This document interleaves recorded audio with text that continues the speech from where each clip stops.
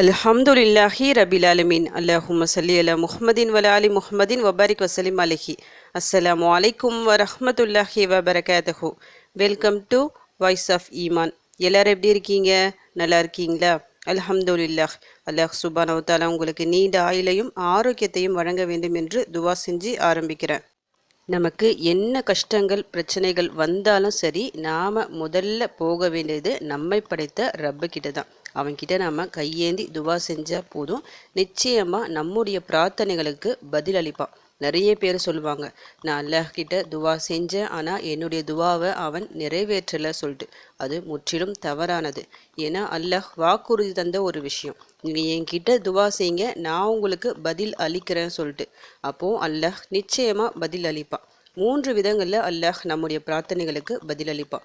ஒன்று, கேட்ட உடனே நம்முடைய பிரார்த்தனைகளுக்கு பதில் அளிச்சிடுவான். ஏதாவது ஒரு தேவை நம்ம கேட்குறோம், அது உடனே நிறைவேறிடும். அப்படி இல்லைன்னா கொஞ்ச நாள் கழித்து எப்படியோ நிறைவேறிடும் அந்த ஒரு பிரார்த்தனை. அப்படி இல்லைன்னா நமக்கு வர இருந்த ஏதாவது பெரிய ஒரு ஆபத்தை நீக்கியிருப்பான் நாம் கேட்கும் துவாக்களின் மூலமாக. 3வது எப்படி பதிலளிப்பானா, இந்த உலகத்தில் எதுவுமே தராமல் எல்லாத்தையும் சேர்த்து வச்சு மறுமைக்கு தருவான். அது ரொம்ப சிறப்பாக இருக்கும்.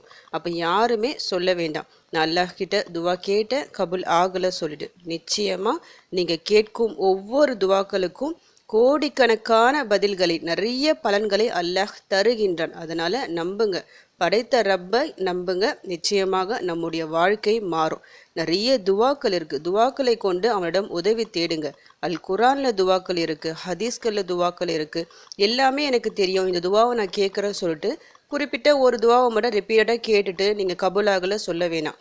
துவாக்கள் நிறைய இருக்குல்ல, எடுக்க வந்துக்கிட்டே இருக்கும். அப்போ ஒவ்வொரு டைமில் ஒவ்வொரு துவா.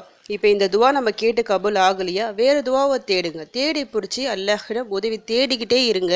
நிச்சயமாக அல்லாஹ் நம்முடைய பிரச்சனைகளை நீக்குவான். சில நேரங்களில் ஒரு துவாவை கேட்டு இருப்போம், அந்த துவாவை கேட்ட உடனே அந்த தேவை நிறைவேறிருக்கும். சில நேரங்களில் வேற ஒரு துவாவை கேட்டு இருப்போம், அந்த துவாவை கேட்ட உடனே பெரிய ஒரு ஆபத்து நீங்கி இருக்கும். அப்போது அந்த துவா நம்ம கேட்டோம், இந்த பிரச்சனைக்கும் ஓதலாம் சொல்லிட்டு இன்னொரு பிரச்சனைக்கு ஓதும்போது அது கொஞ்சம் தாமதமாகிற மாதிரி இருக்கும். அந்த மாதிரி சமயங்களில் அந்த துவாவையும் நீங்கள் கேளுங்க. கூட எக்ஸ்ட்ரா இன்னும் சிறப்பான துவாக்கள் ஏதாவது இருக்கா சொல்லிட்டு தேடி பிடிச்சி நீங்கள் கேளுங்க. அப்படி கேட்கும்போது கண்டிப்பாக நம்முடைய வாழ்க்கையை மாறும். ஏதாவது ஒரு துவா நிச்சயமாக நமக்கு கை கொடுக்கும். இன்னைக்கு அல் குரானில் இருக்கிற ஒரு வசனத்தை நான் சொல்ல போகிறேன். குரானில் இருக்கிற ஒவ்வொரு வரிகளும் சிறப்பானது, அல்லாஹ்வின் கலம். அதில் இருக்கிற ஒரு எழுத்தை நம்ம ஓதி கேட்டாலும் அதற்கு அல்லாஹ் பதில் தருவான், நன்மைகள் தருவான். ஒரு எழுத்துக்கு 10 நன்மை சொல்லிட்டு. அப்போது குரான் ஓதுனா என்ன நன்மை நமக்கு கிடைக்கும்? நன்மைகளும் ஒரு பக்கம் நம்முடைய கணக்கில் நன்மைகளாக பதியப்படும், இன்னொரு பக்கம் நம்முடைய கஷ்டங்கள் தீர காரணமாக இந்த குரான் ஆயத்துக்கள் இருக்கும். இன்னைக்கு நான் ஒரு ஆயத்தை, மிக சிறந்த ஒரு ஆயத்து இது, யாக்கூப் நபி அவங்க ஓதிய ஆயத்து. யாக்கூப் அலைஹிஸ்ஸலாம் அவங்கள பற்றி உங்களுக்கு தெரியும்.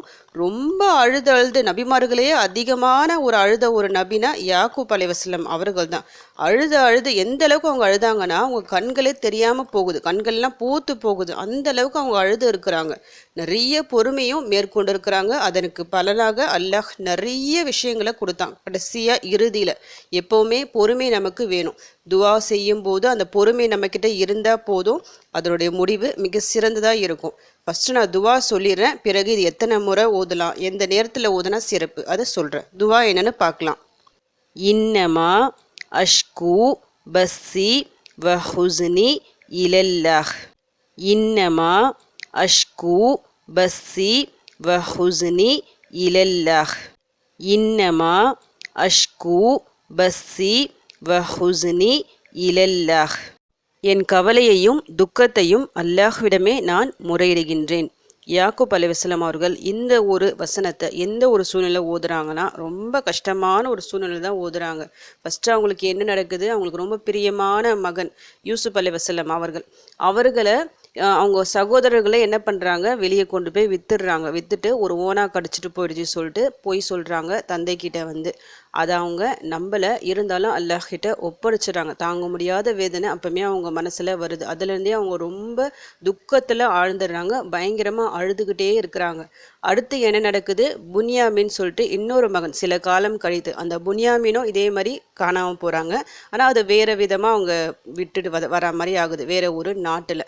அப்பவும் இதே மாதிரி சொல்லும் போது இவங்க இதே மாதிரி யூசுஃப் அலைஹிஸ்ஸலாம் அவங்க விஷயத்தில் நீங்கள் சொன்னீங்க, இப்போவும் இதே தான் சொல்கிறீங்க சொல்லிட்டு இந்த ஒரு வசனத்தை சொல்கிறாங்க. அவங்க சொல்கிறாங்க, சகோதரர்கள் சொல்கிறாங்க, நீங்கள் வந்து நம்புங்க, அப்படிலாம் இல்லை, நீங்கள் வந்து ரொம்ப அழுதுகிட்டே இருக்கீங்க, நீங்கள் அழுது அழுது உங்கள் உடம்பு ரொம்ப கெட்டு போயிடும் அப்படி சொல்லும்போது யாக்கூப் அலைஹிஸ்ஸலாம் அவர்கள் இந்த ஒரு வசனத்தை ஓதுறாங்க. அவங்க கவலை சஞ்சலம் எல்லாமே யார்கிட்ட போகுது, அல்லாஹ் கிட்ட நான் ஒப்படைக்கிறேன்னு சொல்லிட்டு ஒப்படைக்கிறாங்க. அதற்கு பதில் அல்லாஹ்விடத்துலேருந்து எப்படி வருது, உடனடியாக வரல, கொஞ்சம் தாமதமாக தான் ஆகுது. ஆனால் தாமதம் ஆகுனாலும் எல்லாத்தையும் சேர்த்து அல்லாஹ் திருப்பி தரான். யூசுஃப் அலைஹிஸ்ஸலாம் அவர்கள் சின்ன வயசாக இருக்கும்போது அவங்க இழந்துடுறாங்க. யூசுஃப் அலைஹிஸ்ஸலாம் அவர்கள் வளர்ந்து ஒரு நாட்டுக்கு நிதி அமைச்சராக இருக்கிறாங்க. நல்ல கௌரவமான ஒரு பொசிஷனில் இருக்கிறாங்க.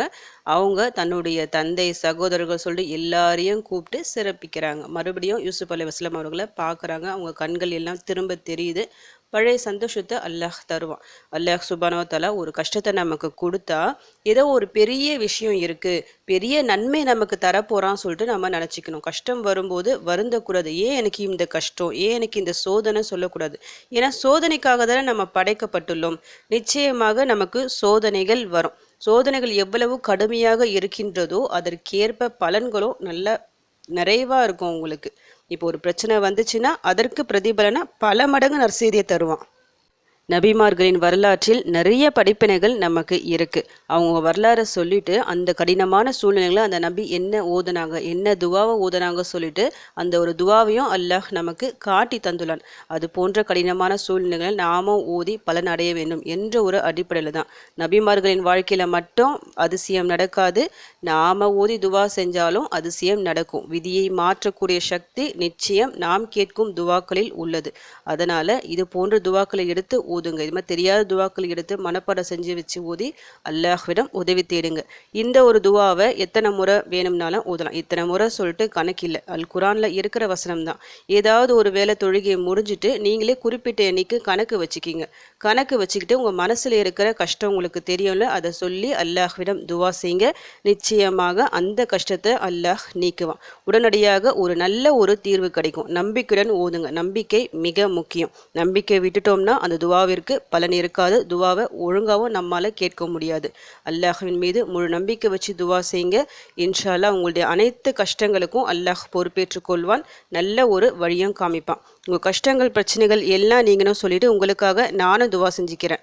எனக்காகவும் என் குடும்பத்திற்காகவும் நீங்களும் துவா செஞ்சுக்கிங்க. அல்ஹம்துலில்லாஹ். இந்த வீடியோ உங்கள் எல்லாருக்கும் யூஸ்ஃபுல்லாக இருந்துக்கும்னு நினைக்கிறேன். நீங்கள் தெரிஞ்ச இந்த விஷயத்தை மற்றவங்களுக்கும் எத்திவீங்க. இதன் மூலம் அவர்களும் பலனடையலாம். இன்ஷா அல்லாஹ். அடுத்த பதிவில் சந்திக்கலாம். ஜஸக்கல்லாஹு கைரன் கசீரா. அஸ்ஸலாமு அலைக்கும் வரஹ்மத்துல்லாஹி வபரகாத்துஹு.